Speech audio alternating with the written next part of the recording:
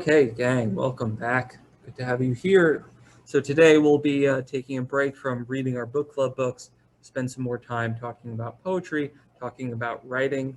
A lot of the pieces that we've been looking at have been more contemporary 20th century pieces. We're going to go back in time with this one, read a little something more traditional, but Valentine's Day is coming up and I like to do texts that connect to holidays. So this is going to be a love poem, although kind of an unusual take on it. Kind of think of this as a Renaissance pickup line. And so we'll see how it's working, the argument that's presented, and whether or not it's effective. Before we do that, just a reminder about picking your group for the podcast.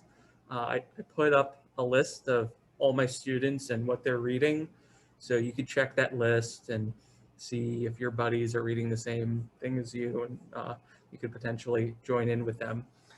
Just please do fill out that survey and indicate who you'd like to work with, if anyone, by tomorrow. I've already started putting together the groups.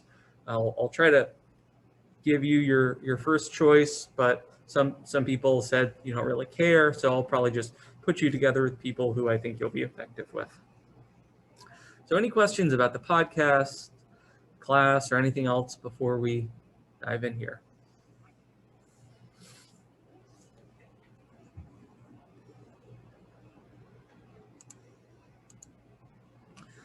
Okay.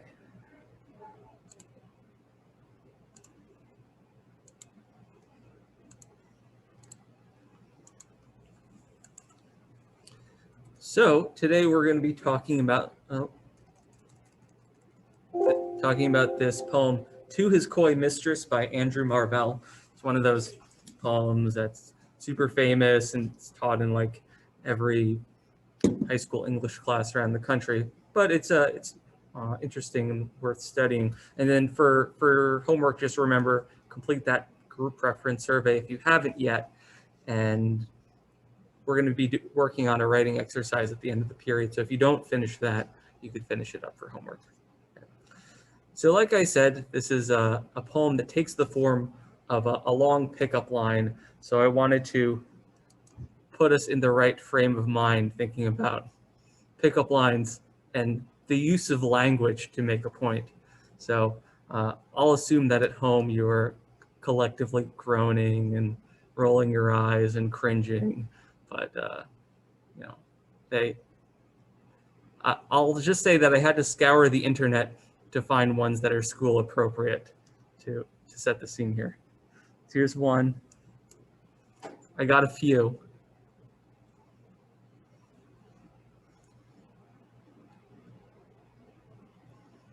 I really like "Leave Me Alone" at the end.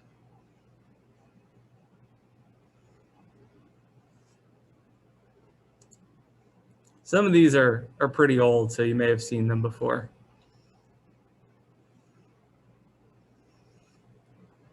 If you'd ever use someone's name in a pickup line, you know how that always works. Although I think if you have to use a pickup line, probably you're not in a good situation to start with. And then this one I just had to include because we were at Animal Farm.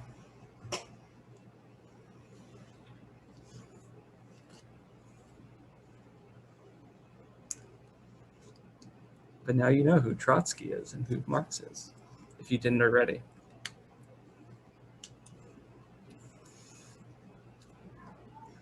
Okay, now that you're done groaning, you can move on and say, I think pickup lines are kind of unappreciated example of poetic language in action, right? What better example of how a carefully chosen phrase can create a desired end result or fail in your face. People back in the Renaissance, men back in the Renaissance, were just as red-blooded as men today, and we're up to the same schemes. This is just an example of that in poetry form. So it's written by this dude, Andrew Marvell. He kind of looks like he needs a good pickup line. He was a poet, member of parliament, also a political writer, and a member of this metaphysical poetry movement. metaphysical poets. Metaphysical refers to the study of reality. They were kind of technical and logical in their writing. It wasn't like big outbursts of emotion. They wrote these really finely crafted, intricate poems with lots of rhymes and carefully chosen imagery. They were all about this idea of carpe diem. Anyone know what carpe diem means? Seize the day. Yeah, good. Carpe diem is Latin for seize the day.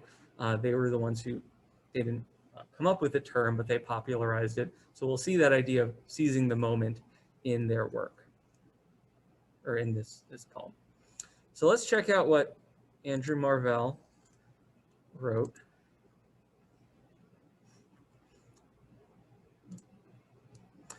This is in Canvas. I'll share my screen for the read aloud, and then you can check it out on your own later.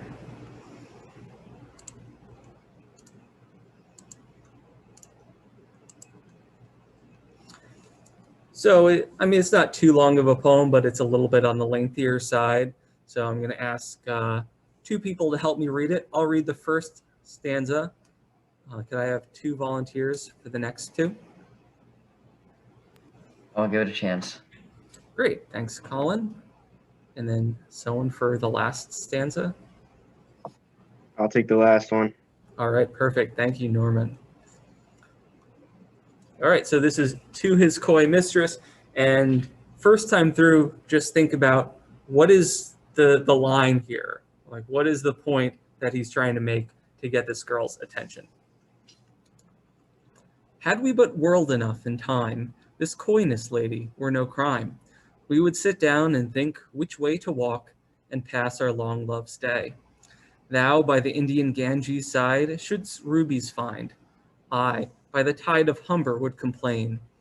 I would love you 10 years before the flood, and you should, if you please, refuse till the conversion of the Jews. My vegetable love should grow vaster than empires and more slow.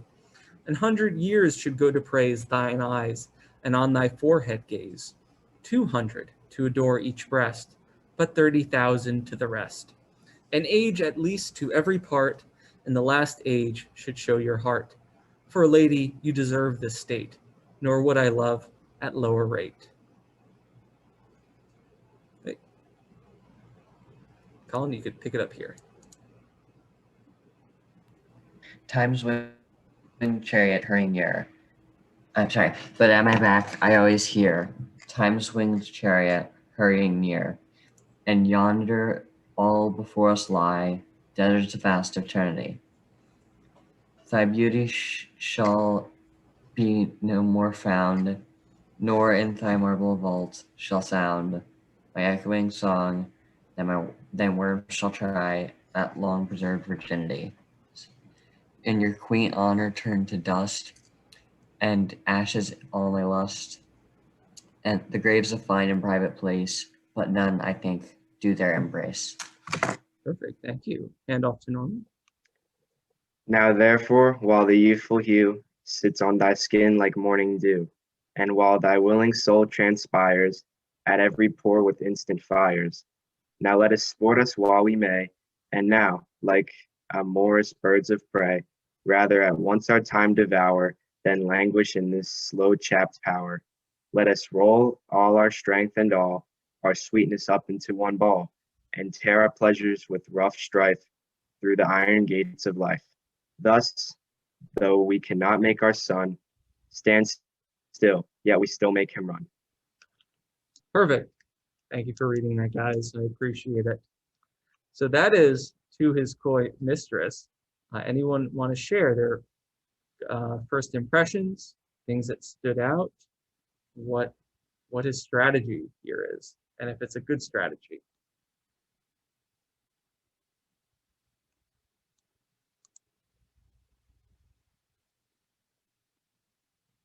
I appreciate the comment. Imagine a politician publishing something like this today. Yeah, it's sort of hard to imagine. Back in the day, people wrote poetry as kind of like a way to show off how like verbally proficient they were. And like poetry was something you would do on the side and then say like, hey, look how clever I am. I wrote this. Now, like, people don't really do that anymore. But it used to be a thing that it would be a way to show off to others. In any case, yeah, any impressions, Colin? I kind of felt like it was like a sign of devotion, like it was saying, "Here is all that I am devoted to you for," kind of like it was praising the lady in question, but also saying, "I do, I shall, I will always be with you," or something. Good, yeah. Well, it starts that way. The first stanza is a very traditional sort of love poem, but then all of a sudden, the second stanza it gets very dark and serious, and then it gets back to normal. So usually students notice this morbid section and think, "Whoa, what's happening there?" And we'll dig into that because that's part of the argument. Deja, what did you notice? Well, I for one like to say I love the kind of the symbolism of vegetables for love. Very organic, very charming, very William Shakespeare. But I also love how it gives me very much Twilight with the really, really morbid, kind of dark themes. But he's still trying to get this coy mistress. It's like kind of Edward Cullen. And I just appreciate that. Interesting. I was not expecting that comparison, but if that works for you, then sure. Yeah, vegetable love is a strange metaphor. My vegetable love should grow faster than empires. The idea being like a, you know, your your cabbage out in the backyard, something that's organic and growing slowly and slowly, but steadily. And then let's look at the title to his coy mistress. So this is something the speaker is writing to a mistress. Don't mistake Marvell for the speaker. The poet is different than the narrator. And we might question what's the relationship here? Like, are they dating or are they like maybe they're not romantically entangled at all? He's trying to start a relationship. Maybe they are dating, but she's like a little unsure. It's kind of unclear from the poem. But coy, anyone know what the word coy means?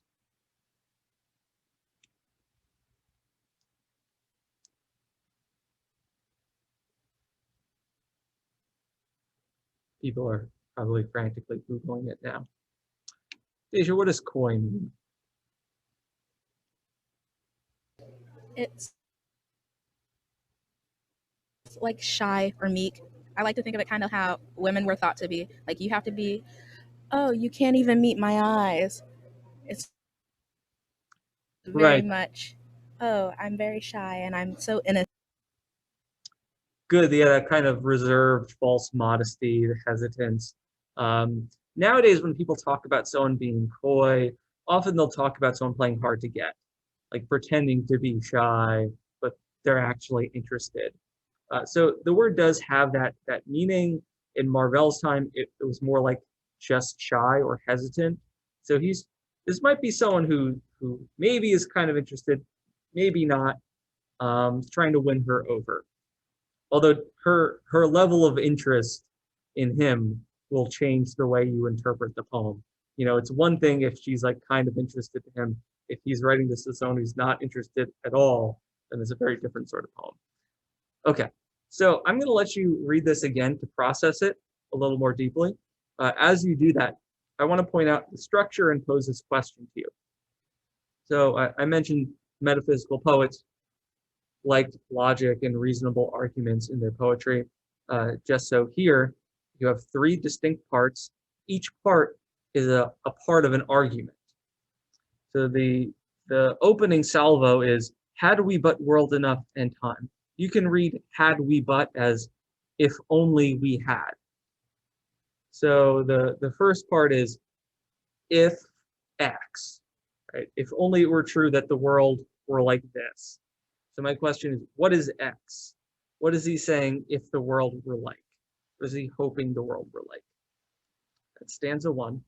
Stanza two begins with but. So it's if, but unfortunately, the world works like Y. So what is the Y? What is this variable? What is the world actually like? And then final stanza is now therefore. So it's an argument. if this were true, then this, but this is true, therefore this is how we should act. So if, but, therefore. So how would you finish those lines of argument? What is essentially the distilled down, the simplified argument that he's trying to make with this poem? So read it through again. Here, I'll put the poem in the chat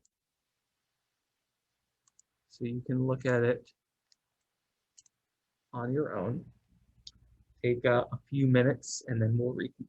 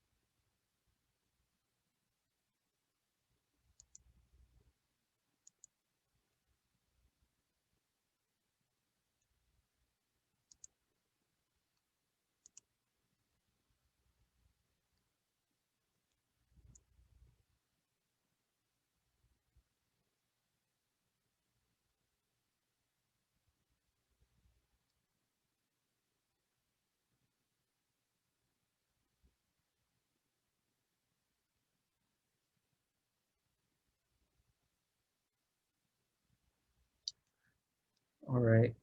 Now, some of you are probably still reading, but why don't we reconvene and talk through this together?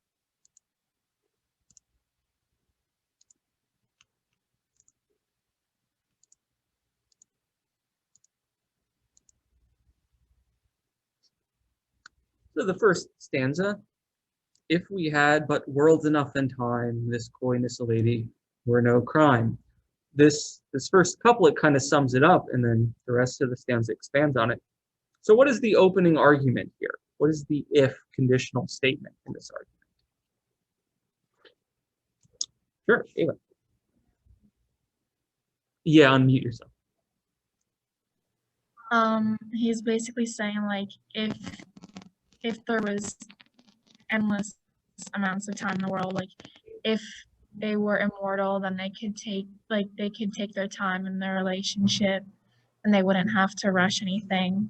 Yeah, exactly. Perfect. So there are really two parts of this, but time is really a concept that you see woven throughout the poem. And if you're trying to be better at analyzing poetry or literature or any text, you're looking for patterns. This is one type of pattern, the idea of time. The world part of it is another important part too. So if only we had all this time, if only we had the whole world also as our playground, then it wouldn't be a problem that you were shy. It wouldn't be a crime, right? We could sit down and think which way to walk and pass our long love's day. You just hang around and go for a stroll. Thou by the Indian Ganges side shouldst rubies find. You could sit by the side of the Ganges River in India and look for rubies. I by the tide of the Humber would complain. I could sit on the other side of the world by the Humber. The Humber is a river in England, and complain and whine about how far away he is. And then the rest of this stanza goes into the extent of his love, comparing expanses of time to the intensity of his feeling. I would love you 10 years before the flood of Noah's Ark, the biblical flood, and you should, if you please, refuse till the conversion of the Jews. In the Middle Ages, Renaissance, people used to think that before the end of the world, all the Jews would convert to Christianity. So that just signifies the end of the world, beginning of mankind. In that time, that's how long I would spend loving you. My vegetable love should grow, and 100 years should go to praise thine eyes.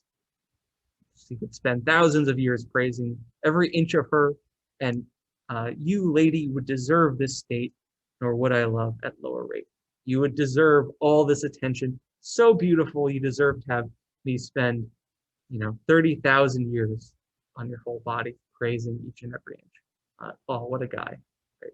So there's that part. If only we had all the time in the world. But what is true instead? What's the second stanza saying? How does it mix it up?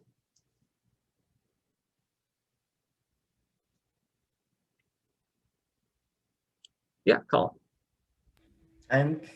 It just seems like it's like this is how it really is, and it's like an HELL hole. Like it's like a place that's like so dark, and it's like that's the embodiment of a perfect world, but this is so far from it that all these horrors walk the earth and all that.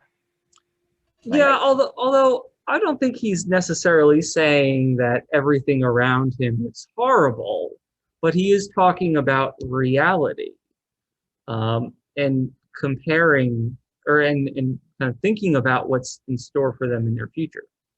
So it starts with at my back I always hear time's winged chariot hurrying near.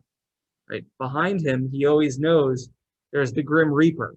Right, I'm getting older. Time's sneaking up on us. We're not going to be young and full of love forever. In front of us is eternity, the afterlife, the hereafter. Thy beauty shall no more be found. Eventually, you're not going to be young and pretty anymore, and nor in thy marble vault, your crypt, shall sound my echoing song. I'm not going to be around to write love poems for you when you're dead, right? You're just going to be in the coffin. And then the most morbid line from the poem, then worms shall try that long preserved virginity. Okay, you're constantly saying no, then wait until you're dead and in the ground, and the only suitors that you're going to have are the worms who are eating your decomposing body. Gross.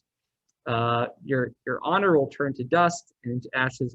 all my lust, all this stuff, we're just going to be in the ground, rotting. The grave's a fine and private place, but none, I think, do their embrace. Right? You're not going to have a boyfriend when you're in the coffin. So it suddenly becomes a little bit menacing, a little bit threatening, and dark and macabre, saying, turn me down forever, but guess what? Eventually you're going to die and you're not going to have, these guys around anymore. Or you'll just become an old lady eventually with wrinkles and no one's going to be hitting on you. That's one way. I wouldn't take that approach if I were making a pass at someone, but that's his choice. Yeah, Deja.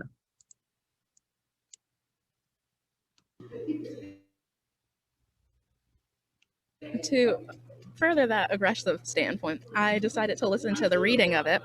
And once you get to that point, it's very angry and feels like he is yelling at you. Oh, He's not talking to this woman anymore. He's telling you, you're going to die. And then when that happens, it's okay because it's whatever. yeah, there's like the first stanza that's all lovey-dovey, and then it gets really dark, and then it's like back to lovey-dovey. Although I would say that the tone is not quite the same here. In any case, so therefore, so there's all this. Therefore, how should they behave? If we had all the time in the world, then we could take our time courting, but time is limited. Therefore, because time is limited, what should they do? Yeah, Claudia. They should make the most of their time together, and it's kind of like he's trying to convince this woman to be with him regardless of the restraints, or maybe just to urge people in general to be with the person they love regardless of restraints. Yeah, exactly. This is like the carpe diem, baby moment. While the youthful hue sits on thy skin, while you're young, seize the day, right? Now is the time to be with him. I'll kind of gloss over a lot of this, but I think this couplet nicely sums it up. Let us roll all our strength and all our sweetness up into one ball. Let's kind of concentrate all our love and passion for each other and enjoy it now because it's not going to last. Kind of creating a sense of urgency. This is like a sales tactic, right? Say, the sale is going to end. We have a limited supply. Kind of artificially creating this sense of scarcity. You're not going to be young forever. You're going to regret this when you're older if you don't date me now, so you better do it. And then it ends with this couplet. Thus, though we cannot make our son stand still, yet we will make him run. What do you think that means? How would you paraphrase that?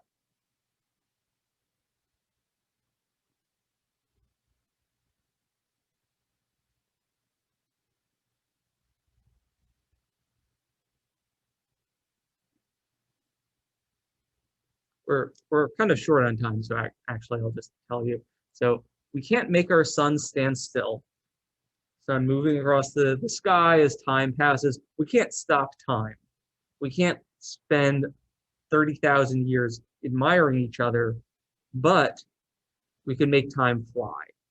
We can't pause time, but we can make it feel like time is flying because we're dating and enjoying each other's company and going out and doing various things. Therefore, like, let's do that. Let's make the most of our time and live in the present because we can't live in eternity. Right? That is basically the argument. So that's the pickup line. I don't know. What do you guys think? Persuasive or not?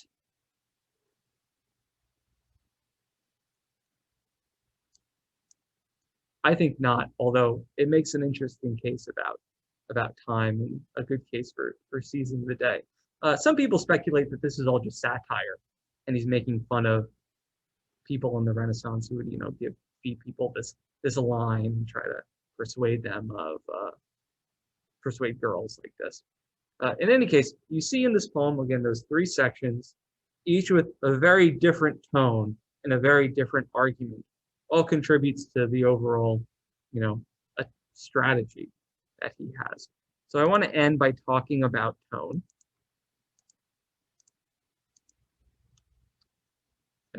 So just as a reminder, tone's different than mood. Tone is the attitude that the writer has towards the thing that they're writing about. It's how the author feels or how the speaker feels, as opposed to the general atmosphere or vibe that a certain piece of writing gives you. Okay. So I want you to look at the tone of each of those 3 stanzas and how it changes with this mini paragraph. This is all in Canvas as well, so we'll work on it now. If you don't finish it, you could finish it up for homework. So I want you to start the mini paragraph with this line, this template. The route to is coy mistress. The tone shifts from, here you'll put the tone in stanza 1 to the tone in stanza 2, and finally to the tone in stanza 3. And each of those are different. So reread each stanza, decide what's the tone of each of them. Okay. Next, I want you to pick out like I'm saying quotes, but it doesn't have to be like multiple lines. It could just be a few words. Like you could pick out maybe 1 to 3 words per stanza that shows the tone. So let's say, hypothetically, you wanted to say that stanza 1 is sarcastic. It's not sarcastic, but just for the sake of argument. And pick out 2 words, 2 or 3 words that show sarcasm and say, yes, stanza 1 is sarcastic. This is shown when the speaker says blah, blah, blah. Okay. So a few words for each stanza to make the point that your choice of tone is correct. And then wrap up with a sentence, maybe 2 sentences, explaining how this tone, this shift in tone, helps his strategy of how to seduce this girl, how it connects to the overall purpose, which is to pick up. Hopefully that kind of makes sense. I just wanted to give you a reminder about embedding quotes for poems. So here's an example about, say I'm writing this exercise about if we must die. I would say if we must die is marked by a tone of defiance. So that's my tone word in the face of overwhelming odds. So how is defiance shown? The opening of the poem characterizes the enemy as dishonorable and cruel, calling them mad and hungry dogs that are making their mock of the speaker. So then you have the MLA in text citation here. Should be a period there. Poet's last name, comma, lines, and then the line numbers. So yours will be longer than this, but this is basically what it'll look like. You're going to do it for each of the 3 stanzas. So there are more descriptions and requirements of this in Canvas, so you can check it out in there. I'll hang out here to answer any questions. So go get started. Let me know if you need any help.